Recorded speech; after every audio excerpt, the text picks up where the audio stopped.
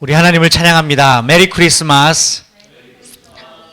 메리 크리스마스라는 말은 기쁘다는 뜻입니다. 기쁘다는 의미의 메리라는 말을 듣고요. 크리스마스는 이제 그리스도 크라이스트라는 말과 예배라는 마스라는 합성어로 기쁨으로 주님 오심을 찬양하고 예배합니다라는 의미입니다.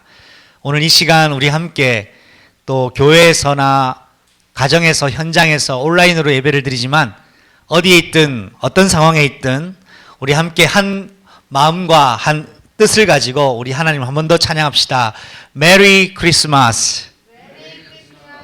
여러분의 인생에 이 메리 크리스마스의 축복이 항상 있기를 예수님의 이름으로 축복합니다. 여러분 만약에 지금 어려운 문제 속에 있습니까? 여러분 지금 막막한 상황 가운데 있습니까? 진짜 문제를 만났다면 여러분 진짜 기도를 시작하십시오. 가짜 문제에는요 기도하지 않습니다. 진짜 문제 만났을 때 진짜 기도해 보십시오. 하나님이 살아계신가 아니 살아계신가를 확인할 최고의 기회입니다. 작은 문제, 내가 해결할 수 있는 문제, 내 선에서 할 수 있는 문제를 가지고 몇 사람이나 기도할까요? 사람은요, 내가 할 수 있는 선의 문제가 생기면 내가 수습합니다. 증거를 내보겠습니다. 아담 하와가 죄를 범했죠. 부끄러운 즉시 하나님께 구하지 않고 선악과 따먹은 이후 무화과 나무잎을 따서 당장 부끄러운 부분을 가립니다. 그것이 인간의 본능이요. 죄가 명령하는 그 지침에 따를 수밖에 없는 인간의 실존 현주소인 겁니다. 인간은 죄의 능력을 다스릴 능력이 없습니다. 시키는 대로 살 수밖에 없습니다. 내가 당면한 문제가 내 나름대로 해결할 수 있는 문제 같으면 절대로 하나님은 찾지 않습니다. 그런데 내가 감당이 안 되는 어려움, 감당이 안 되는 위기, 감당 안 되는 엄청난 시간표 속에 비로소 우리는 내가 할 수 없기 때문에 그분을 찾게 됩니다. 그것이 진짜 전환점의 시작이라는 사실 여러분 기억하시고, 내 인생에 정말 진짜 문제를 만났다면 여러분 진짜 기도 속으로 들어가십시오. 하나님의 살아계신 증거를 여러분 반드시 받게 될 것입니다. 이스라엘이 진짜 문제 당했을 때 그때 예수님이 이 땅에 오셨습니다. 이스라엘이 정말 위기 상황에 있을 때 하나님은 그때 하나님이 살아계시고 이스라엘과 함께 하심을 보여주셨습니다. 어제 목요 예배 때 제가 욥 이야기를 해서 마무리를 했습니다. 욥이라고 우리가 생각할 때 우리 세 가지를 생각할 수 있습니다. 욥은 이유 모를 고난 당했습니다. 욥은 이유 모를 고난 속에서 인내했습니다.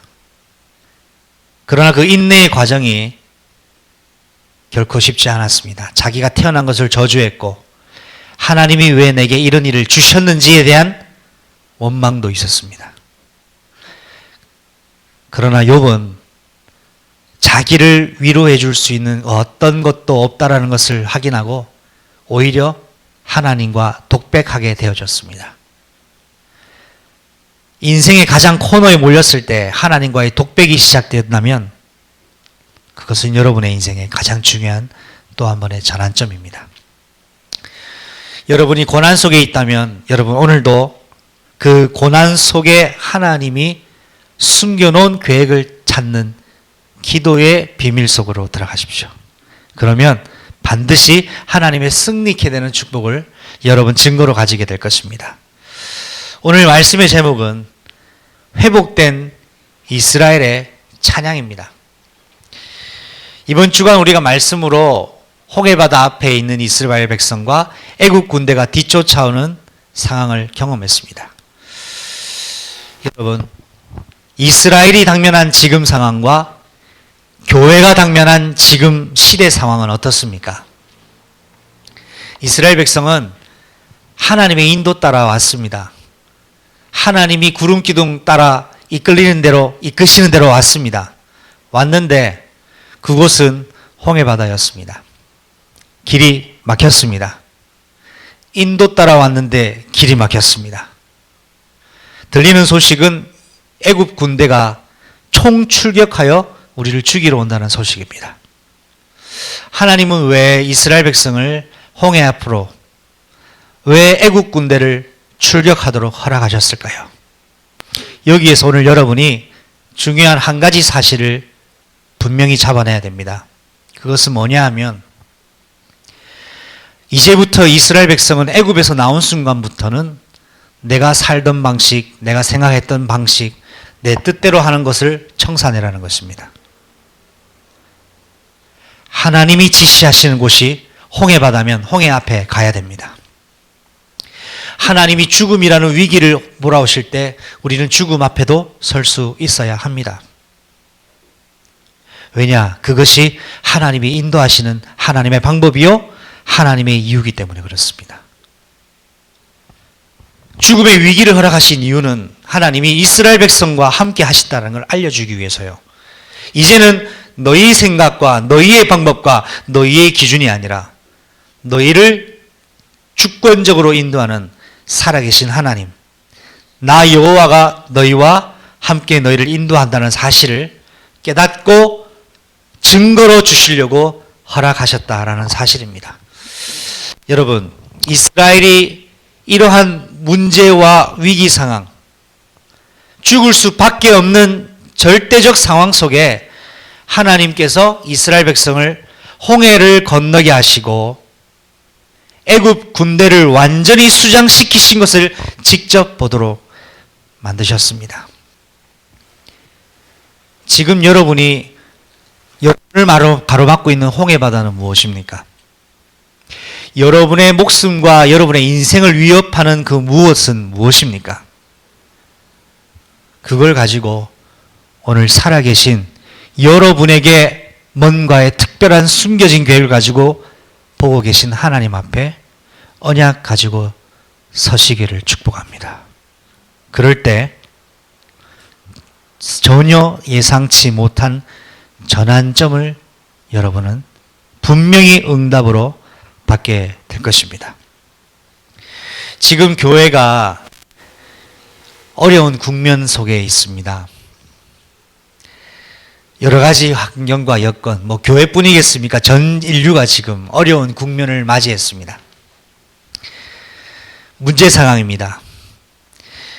바이러스로 인하여 사람을 만나기도 어렵고 정치, 경제, 문화, 사회, 교육 분야에 엄청난 변화들이 오고 있으며 특별히 당장 생사 부분이 엄청난 위협을 받고 있는 어려움 속에 우리는 있습니다. 더더군다나 우리가 지금 경험하고 있는 내용이지만 모여서 함께 예배할 수 있는 상황이 쉽지 않은 상황이 되어버렸습니다. 상상도 못했던 상황들이 일어나고 있는데 이런 상황 속에 저는 한 가지 언약 잡은 것이 있습니다. 그것은 지금 하나님께서는 이 팬데믹 상황을 일부 허락하신 하나님의 분명한 의도가 있다고 저는 생각합니다. 교회가 영적 쇄신, 영적 갱신, 성도가 다음 세대를 준비하기 위한 중대한 전함의 그릇 준비할 시간표로 하나님께서 급속도로 무엇을 진행하고 계신다는 사실을 저는 다시 확인하고 있습니다. 지금 팬데믹 상황이 빨리 끝나는 것을 기도하는 사람은 복음을 잘 모르는 사람이라고 저는 생각합니다. 이 팬데믹 상황이 끝나도 되고 안 끝나도 됩니다.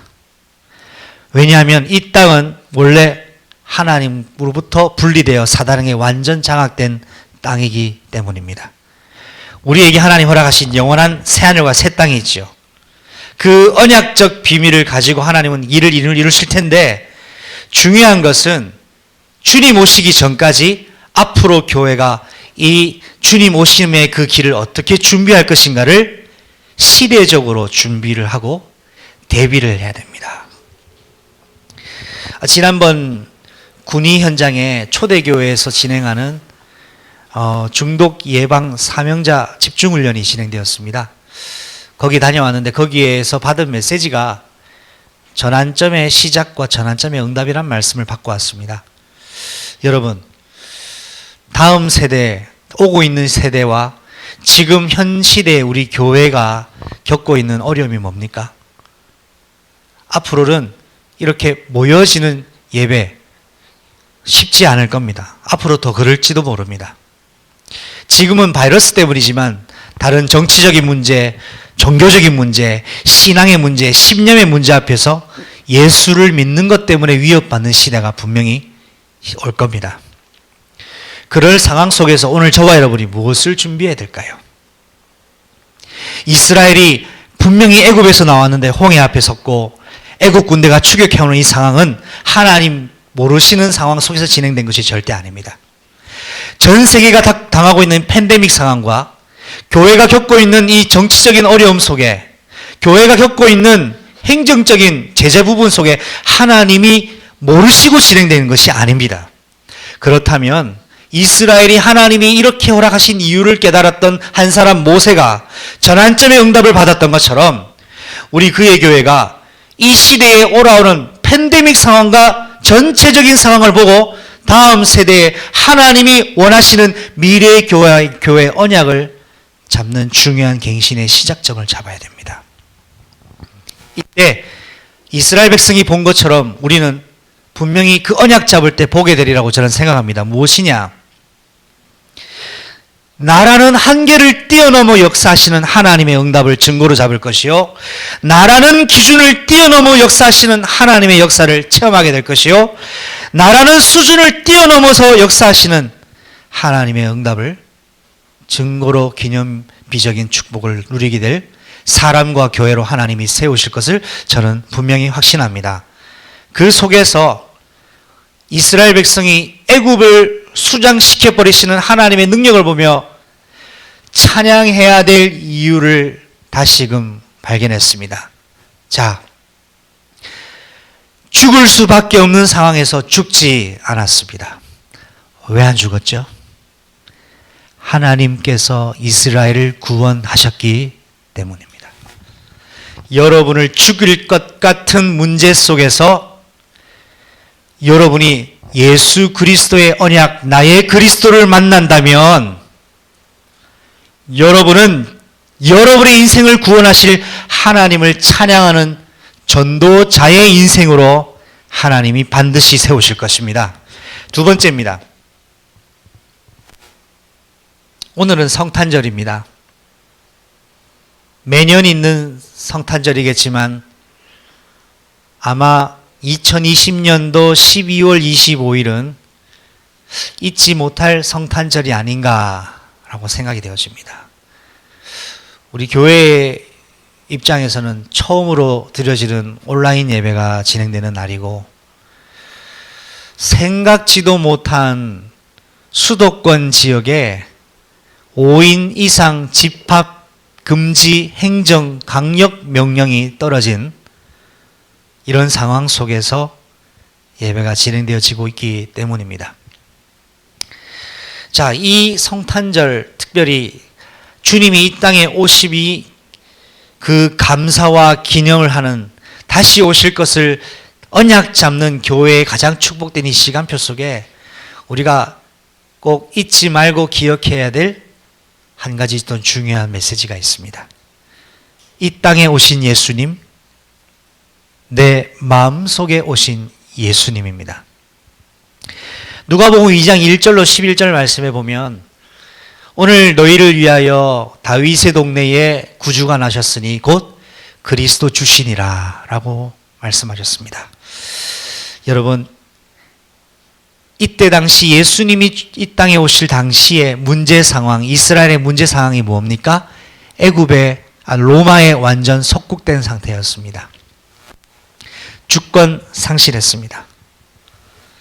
가장 어두울 때 헤롯이 통치하고 유대인에게 정말 메시아 오신다고 약속하셨는데 언제 오실까라고 하는 그 암흑기를 지나 말라기 선지자의 그 암흑 현장의 시간표를 지나 예수님이 이 땅에 오시는 성취가 바로 성탄절이죠. 로마에 속국되었을 때 평강의 왕이 이 땅에 오셨습니다. 이스라엘이 주권이 잃어버려졌을 때에 만왕의 왕이 이 땅에 오셨습니다. 지금도 그토록 기다리고 있는, 유대인이 그토록 기다리는 메시아가 2020년 전에 이 땅에 오셨습니다. 그때 당시 헤롯 왕의 행정명령이 있었어요. 2살 아래의 남자 아기를 모조리 죽여버려라 합니다. 왜 그랬을까요? 이스라엘에 약속한 왕이 있어서는 안 되기 때문에, 내가 이 왕의 자리를 지켜야 되기 때문에 사람의 힘으로 2살 아래에 태어난 메시아가 태어났다면 그 싹을 잘라버리라고 하는 행정명령을 내렸습니다. 하나님이 알고 계셨고, 그것은 요셉과 마리아의 가정에 당면하게 된 문제 상황이었습니다. 그런데 하나님께서는 그때에 예수님을 이 땅에 보내셨고, 더불어서 이스라엘과 전 인류를 위한 하나님의 최고의 구원의 축복을 실행해 나가셨는데, 이 헤롯 왕의 행정명령을 따라 요셉과 마리아 가정에 하나님이 천사를 보내어 하신 말씀은, 베들레헴을 떠나 애굽으로 피신해 있다가 헤롯 곧 예수님의 목숨을 노리는 자가 제거될 때 다시 돌아오라는 지시를 받고 이동하게 됩니다. 하나님께서 오신, 이 땅에 인간 몸으로 오신 그 예수님, 세상의 행정명령 따라 맞선 것이 아니라 하나님의 성령 인도를 받아갔습니다. 우리가 지금 시사에 거론되고 있는 한 교회를 우리가 알고 있죠. 이런 상황 속에서 어떤 나라와 국가에 대하여 잘못된 감정적인 접근은 교회의 명예와 예수 그리스도 이름을 실추하는 일이요, 성도들을 틀린 길로 인도하게 되는 엄청난 범죄라고 저는 생각합니다.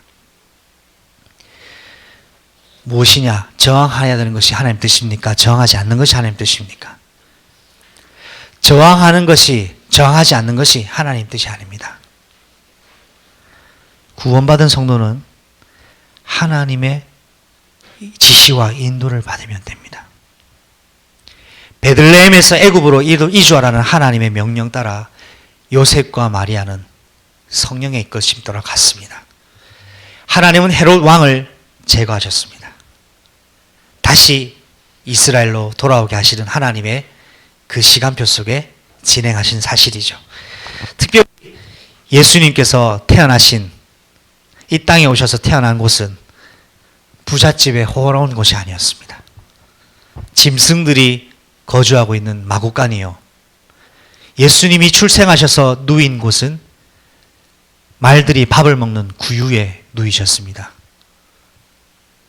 죄악으로 이미 타락하고 죄악으로 썩어버린 이 세상 현장에 오셔서 짐승들의 소굴 같은 마구간에 오신, 그리고 짐승들의 밥통인 이 마구간에 누이신 이유는 예수께서 이 땅에 오셔서 하실 일을 미리 보여주신 사건이라 할 수 있습니다.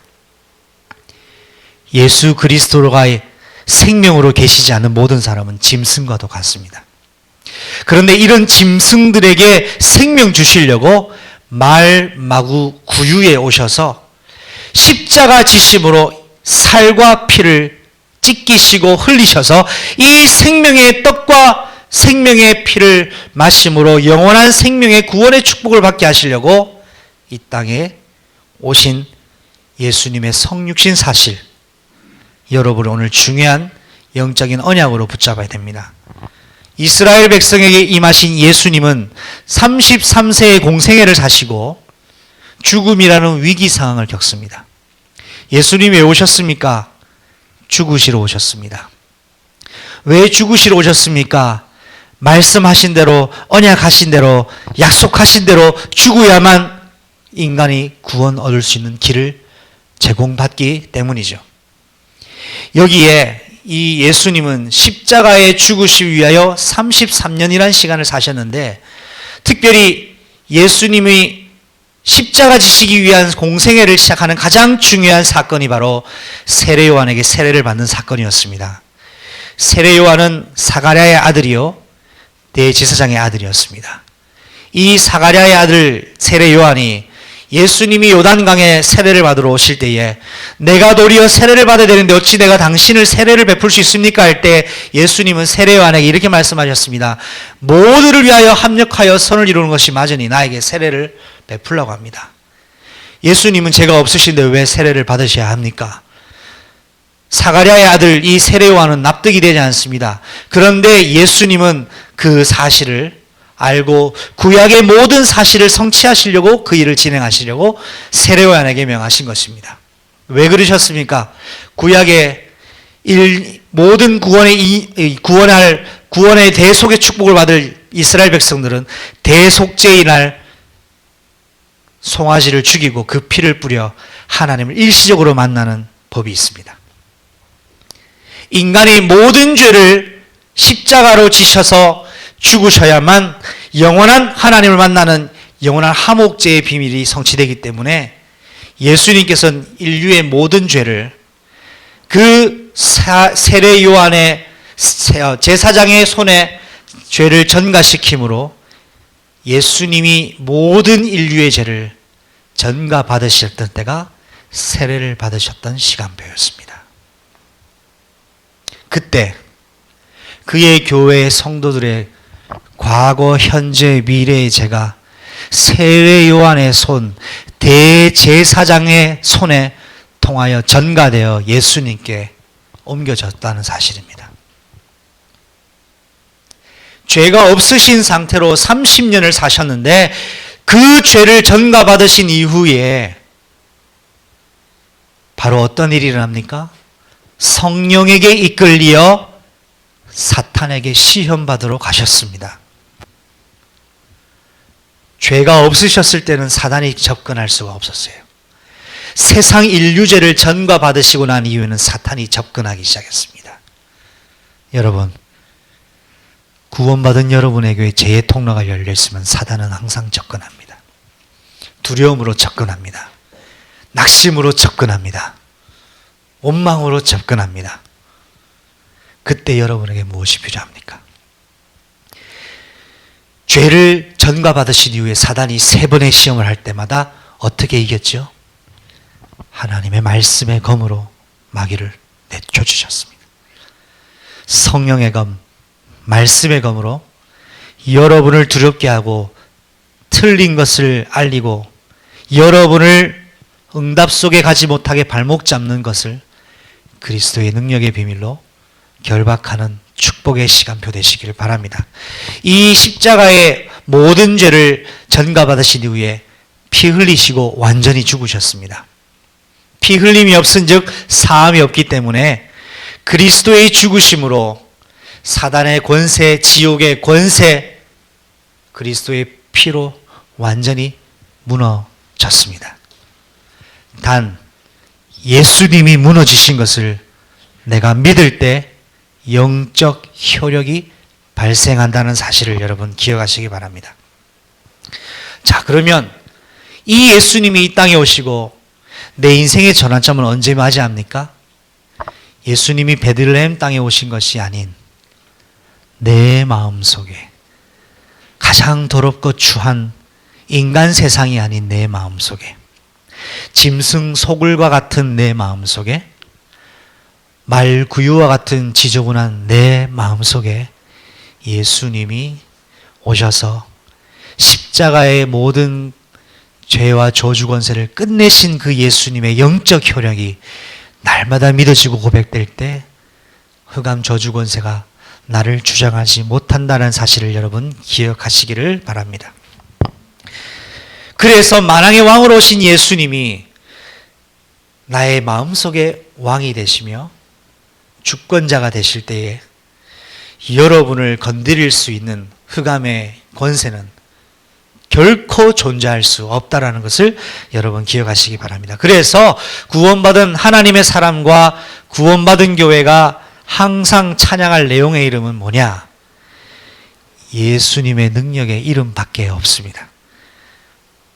자기 백성을 구원하신 이 예수님의 이름, 여러분의 죄와 저주와 모든 어둠의 권세를 무력하게 할 수 있는 이 예수 이름이 여러분의 삶에 늘 높여지는 시간과 축복의 비밀이 있기를 바랍니다. 세 번째입니다. 찬양이 뭘까요? 예수님의 능력의 이름을 높이는 것을 저는 찬양이라고 묵상했습니다. 찬양은 노래가 아닙니다.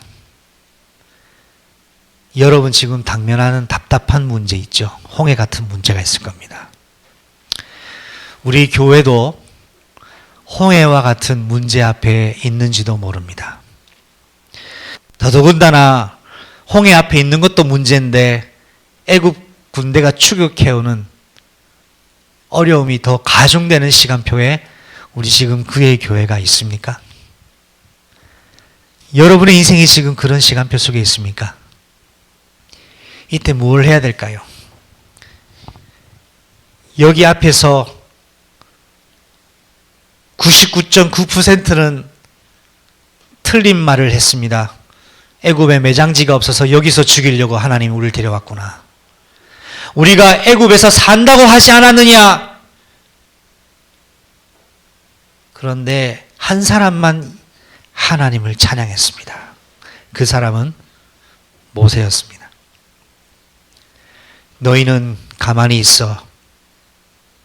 오늘 너희를 위하여 행하시는 여호와의 구원을 보라. 오늘 너희가 보는 저 애굽 사람을 영원히 보지 아니하리라. 이게 무슨 말일까요? 저는 찬양이라고 묵상했습니다. 홍해 바다가 여러분 인생 앞에 가려 있습니까? 예수의 이름을 찬양하십시오. 애굽 군대가 여러분의 목숨을 추격하러 지금 쫓아옵니까? 능력의 이름 예수 이름을 선포하십시오. 하나님은 홍해 여러분의 앞길을 가로막고 있는 답답한 홍해 바다를 예수아라는 이름으로 갈라버릴 것이요.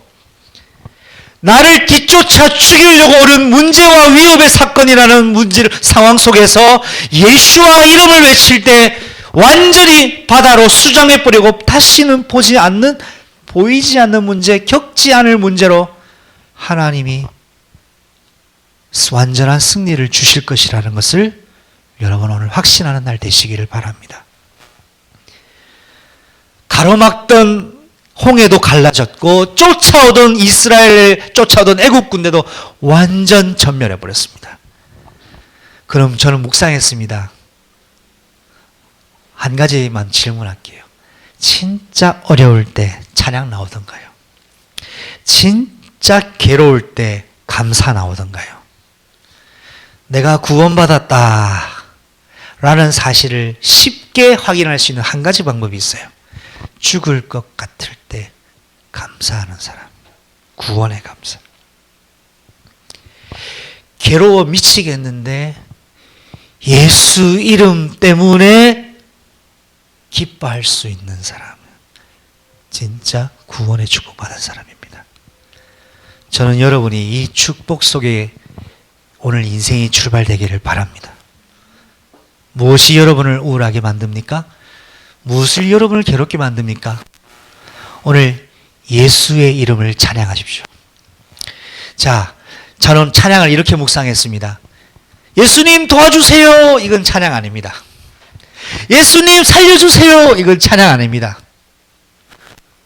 찬양이라는 것은 하나님의 약속하신 것이 문제 상황과 죽음의 위협과 상관없이 내게 이루어질 것임을 믿는 믿음의 고백입니다. 모세는 문제 상황과 죽을 수밖에 없는 위협이 아닌 하나님 말씀하신 언약을 미리 고백해버렸습니다. 고백했습니다. 이 고백에 애굽 군대는 수장됐고 바닷길은 열려버렸습니다. 그래서 오늘 출애굽기 15장 1절과 21절까지 말씀은 세 부분으로 간략하게 말씀을 정리하고 마무리할까 합니다. 15장 1절로 3절은 구원을 이루신 여호와 하나님을 찬양하는 모세의 노래입니다. 홍해바다 같은 문제 앞에 있습니까? 하나님은 그 문제 앞에 여러분의 구원주로 지금 오늘 여러분 마음속에 오셨습니다. 출애굽기 15장 4절과 10절은 애굽의 왕과 군대를 멸하신 하나님을 찬양하는 모세의 노래입니다. 여러분에게 오늘 죽음이라는 위협으로 쫓아오는 그 무언가를 하나님은 심판주가 되셔서 오늘 완전히 멸하시기 위하여 여러분의 마음속에 인생 속에 왕으로 찾아오신 날입니다. 출애굽기 15장 11절로 19절에는 영원한 거룩한 주의 초소를 예비하신 하나님을 찬양하는 모세의 노래입니다. 재림주 그리스도, 이 땅에서의 어려움이, 이 땅에서의 고난이, 이 땅에서의 교회의 인내의 시간표가 영원한 완전한 교회의 승리와 완성의 시간표가 준비되어 있음을 지금 미리 고백해버리는 겁니다. 이것이 찬양이었습니다. 여러분을 하나님 창조하신 목적 찬양하기 위하여, 여러분을 구원하신 목적 찬양하기 위하여, 여러분 교회로 부르신 목적 찬양하기 위하십니다. 다윗이 찬양할 때 악신이 도망갔으며 여호사밧이 아람 군대와 암몬 족속과 모압 자손이 쳐들어왔을 때 찬양 군대를 보냈을 때 하나님이 초토화시켜 버리셨고, 감옥에 갇힌 바울과 실라가 한밤중에 기도하고 찬양했을 때 옥문이 열리고 지진이 일어나 그 문에서 나오게 되는 역사, 생각지 못하는 전환점을 겪게 됐습니다. 어쩔 때요? 구원받은 사람과 교회가 찬양 회복할 때 받게 된 응답이었습니다. 오늘 예수님이 여러분 인생 속에 찾아오심을 찬양하는 최고의 시작의 날 되시기 바랍니다. 문제가 많지요. 여러분 예수 이름을 높이세요. 관계없이 높이세요. 왜냐? 여러분은 문제 때문에, 죽음의 위협 때문에 고꾸라질 존재가 아닙니다. 예수 이름으로 승리해야 할 존재로 부름받았습니다. 이것이 회복된 이스라엘의 찬양이었습니다. 오늘 여러분 무엇이 여러분을 붙잡고 있습니까? 무엇이 여러분을 짓누릅니까? 무엇이 여러분을 괴롭힙니까? 무엇이 여러분을 우울하게 만듭니까? 오늘 예수의 이름, 나에게 태어나면서 나에게 허락하신 구원의 축복, 나에게 이루실 이면계약을 미리 고백하시는 찬양의 영적 축복이 회복되는 가장 귀하고 복된 전무후무한 성탄의 날 되시기를 그리스도 예수님의 이름으로 축복합니다. 기도하겠습니다. 하나님 감사합니다. 오늘 회복된 이스라엘의 찬양이라는 말씀 받았습니다. 이스라엘이 당면한 상황과 오늘날 교회가 당면한 시대 상황은 너무나 같습니다. 이런 문제 상황 속에, 위기 상황 속에 오히려 하나님의 전환점의 축복 속에 들어가게 하셔서 나의 한계와 기준과 수준을 뛰어넘으시는 하나님의 역사 속에 들어가게 하여 주옵소서. 이 땅에 오신 예수님, 오늘 우리 마음속에 오심을 찬양합니다.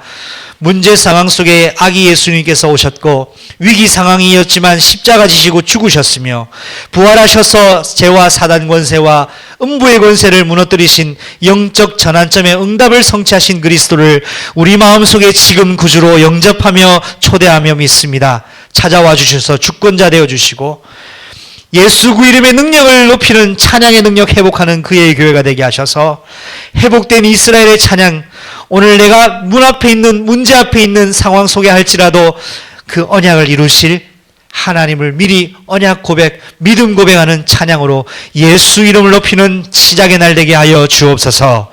예수 그리스도 이름으로 감사하며 기도드립니다. 아멘.